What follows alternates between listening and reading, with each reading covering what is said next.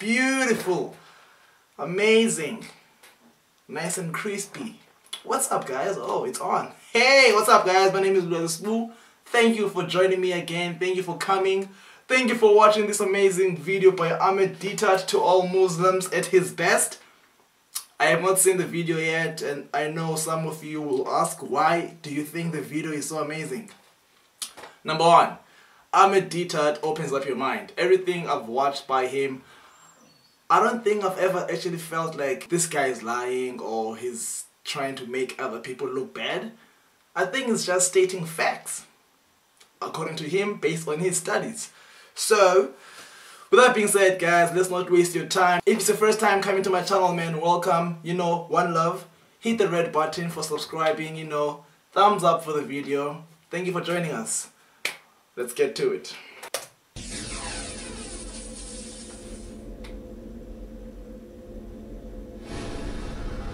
The 100th rank of the most philosopher, orator, yes, apostle, legislator, warrior, conqueror of ideas, the restorer of rational beliefs, of a cult without images, the founder of 20 terrestrial empires and of one spiritual empire.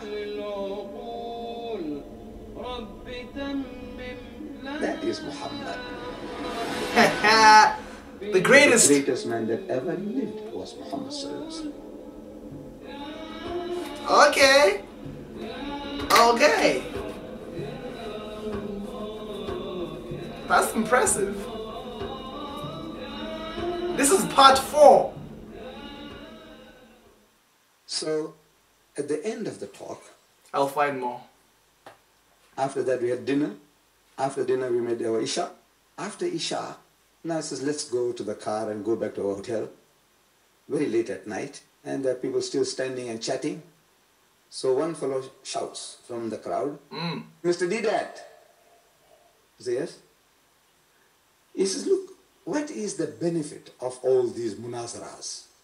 You know, you go and debate with the guy Swagard, you go and debate with the guy Palestinian in England, and this what you're doing now, you're talking and the guy comes along and arguing, debating with you, asking you questions. What's the benefit? So now this calls for another talk, explaining what are the benefits. And man, it's almost nearing 12 o'clock at night. So I said, look, you were sitting there for 2 hours. Did you benefit at all in any way? So don't ask me questions, I'm asking you.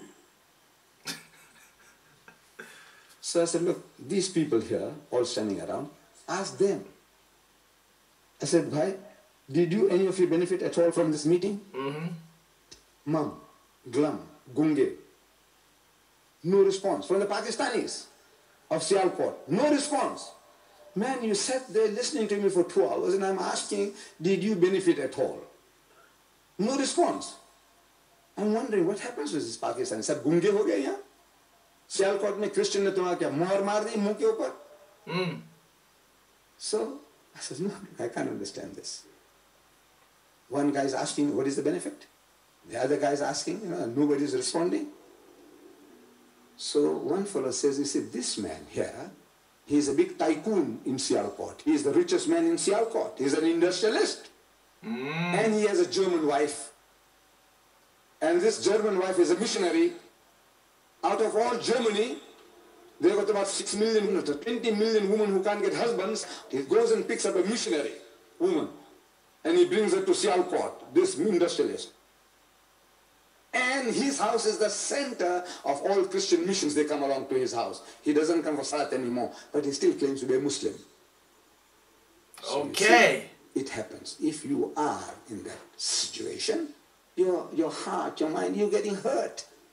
You, any of you who's got Christian wives, you're getting hurt. If your son has got Christian wife, you're getting hurt. As if I'm attacking you. I'm not attacking you. I'm only telling you that, look, you are not the man to have a Christian wife. The society is not geared for that anymore. We are not men anymore. As the poet says, Sheikh Sahib, ये हमारे chairman साहब, Sheikh Sahib. Sheikh Sahib भी तो पर्दे के कोई हामी नहीं. The Sheikh Sahib, the learned man, he's also not a supporter of parda. Sheikh Sahib भी तो पर्दे के कोई हामी नहीं, मुफ्त में कॉलेज के लड़के उनसे बदजन हो गए. For no reason, this university student, these college students, these modern educated young men are getting offended with the sheikh, with the Maulvi, with the Maulana. मुफ्त में कॉलेज के लड़के उनसे बदजन हो गए. वाज़ ने फरमा दिया कल आपने ये साफ साफ, पर्दा आखिर किससे हो जब मर्द ही जन हो गए. Is he reciting the Quran or something? No, we are not men anymore.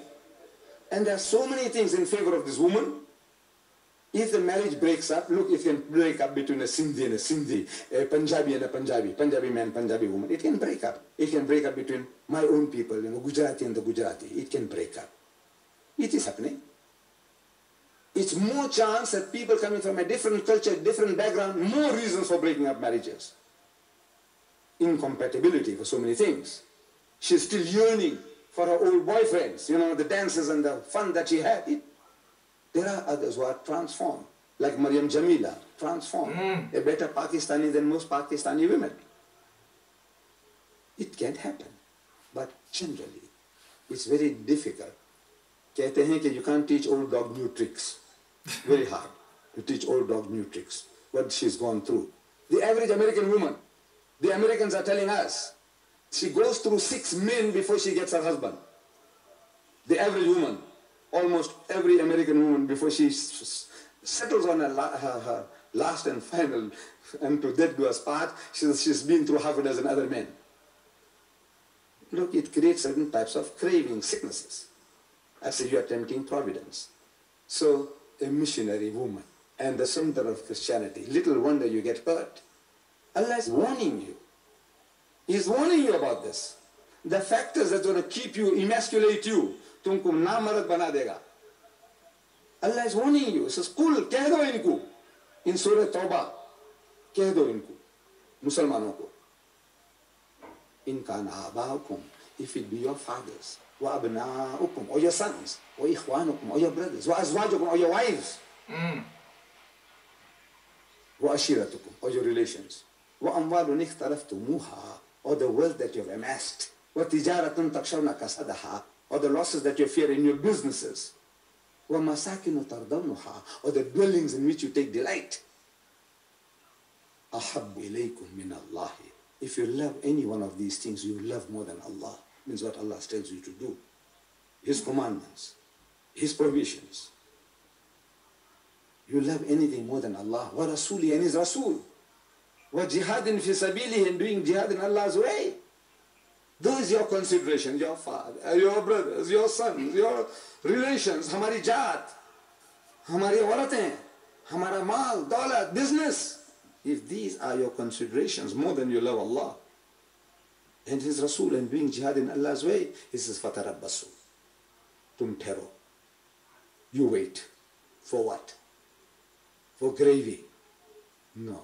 Hatta ya'ti Allahu bi amrih, until Allah's decision comes about for your destructions. Oh man. Inna Allah la yahdi al-qawm al-fasiqin, and Allah will not guide a fasiq people. You can be praying 5 times a day, and you get the picture of piety, a saintly appearance, with saintly garbs. But if any of these things you love more than Allah and His Rasul and doing jihad in Allah's way, Allah says you are a fasiq, you are a perverted transgressor. Now mind all the black spots that you have on your forehead and how many hajjs you made. But your dear wife, gori gori, banki chori.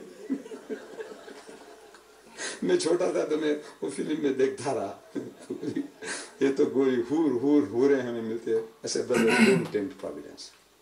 However, I'm laughing because he makes it funny. The mission of Muhammad sallallahu alaihi wasallam, mission, He makes the it so reclamation funny. of the whole of humanity, every evil he is out to kill. One example, one verse, he destroyed 4 evils. One verse, one ayah. Bismillahirrahmanirrahim. Ya ayyuhallazina amanu, so you who believe.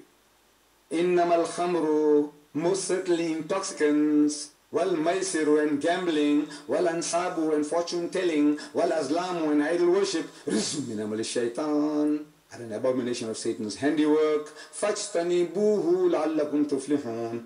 Shun such abomination that you may prosper. When this verse was revealed, wine barrels were emptied in the streets of Medina, never to be refilled. And we can boast, the Muslims, we have our drunkards, and we have our gamblers, and we have our adulterers, we have them all. We have our cutthroats, we have our rapists and our murderers, we have them. We have a fair share of them. Like any other race or religious community, we also have them. We can't say we are angels walking this earth.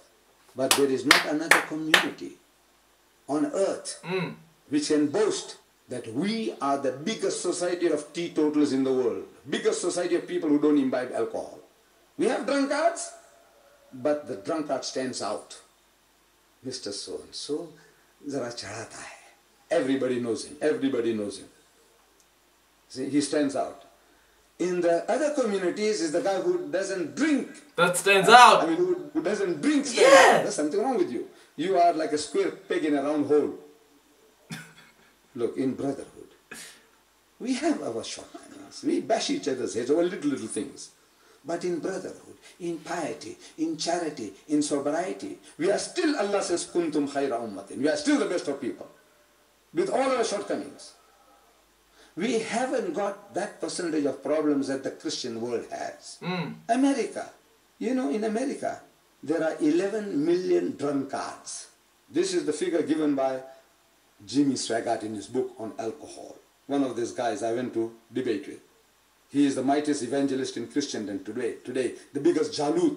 He appears on 2,000 TV stations of the world. His daily budget is $1 million a day. That guy, he says, 11 million drunkards and 44 million heavy drinkers. Swaggart, like a good Christian, he says, I see no difference between the two. So in his side, this Christian says 55 million drunkards. That nation is worried about your salvation. You know that? There are 42,000 American crusaders, mujahids, raising the dust in the world. At home they are rotten to the core. Last June, the June before, 300,000 sodomites, Qawmi Lut, they gathered in San Francisco in a pilgrimage led by 50 lesbians on motorcycles. But they're worried about saving you from hellfire. 300,000, 3 lakh, Qawmi Lut, sodomites and catamites. Problem, drunkards. Incest. 13% of the American people, they commit incest with their own daughters. No way. 13%. That nation is worried about saving you. Look, alhamdulillah, look, we are not angels. We read about something happening in sin, dacoits and this and that and that. And I read this morning some article that fellows, broke into the house and they made people to stand in the corner and they stole everything. And I'm reading. So alhamdulillah, look, in other countries, there's murder and stealing. Murder. The guy stealing is bad. If he's get caught, I said, I don't know what's the law in the country, whether you chop off the hand or send him in jail, whatever it is. But still there seems to be some mercy in the minds of our thugs and our dacoits. There's some mercy. The guy is stealing, but he's not killing, he's not murdering, he's not raping. The others, rape and murder and robbing. Rape, murder and robbing. So alhamdulillah, look, we have shortcomings, we can improve. But this teaching is give us the biggest society of teetotalers in the world. A brotherhood which is second to none. With all our shortcomings, is second to none. You go anywhere in the world and you recognize a Muslim and you say Assalamu alaikum, his heart and home opens up for you. Definitely. Racism, we have racism. Jat, we have. But we are the least racist of any community. We are racist. We are not angels. I'm still a Sindhi, and a Punjabi, and a Pathan, and a Bora. Yes, but we are the least racist of the races of the world, of the other nations. All this is a blessing. Our Nabi Kareem Sallallahu Alaihi Wasallam, he came to reclamation of the whole of humanity. And he left with us this book, the Quran, as a book of guidance. And he preserved it for us. He had it preserved. He set a system of huffaz. He had a system under conditions, impossible conditions to imagine that he could have it recorded on palm leaf fiber, on shoulder blades of animals, on skins kept in a chest for preservation like an archive. All this he did for us. He left the book with us that we may take it up.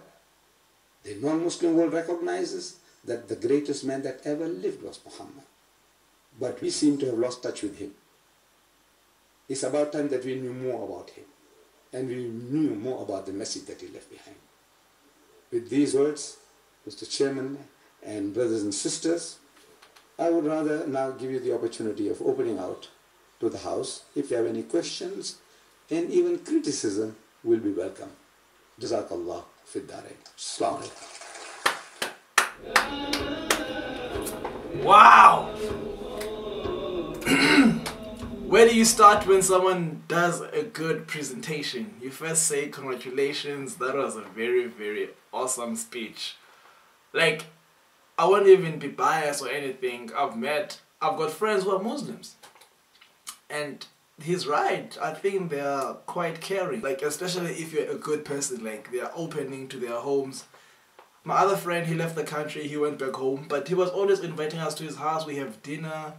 I think he's the most kindest, most humble person I've ever met, He's easy and outgoing. The person who actually introduced me to this kind of content, he's Muslim, And I think he's one of the greatest person I've met in my life, He was one of the people who actually aided me and helped me throughout this YouTube journey, So I always tell people that everything that Ahmed Deedat says, he's always got something to back it up with, man. That's why I love him so much, man. This video should be titled one of the greatest speeches by Ahmed Deedat, I think. But so far, this is the one. I think this is the greatest speech. Like, it's too good. Wow, man. Like, whew. This guy has got wisdom for days. With that being said, guys, thank you for watching. Comment down below and suggest. And have comments on what you think. And please, man, ask me questions. By all means necessary. I'll see you on the next one. Peace, guys.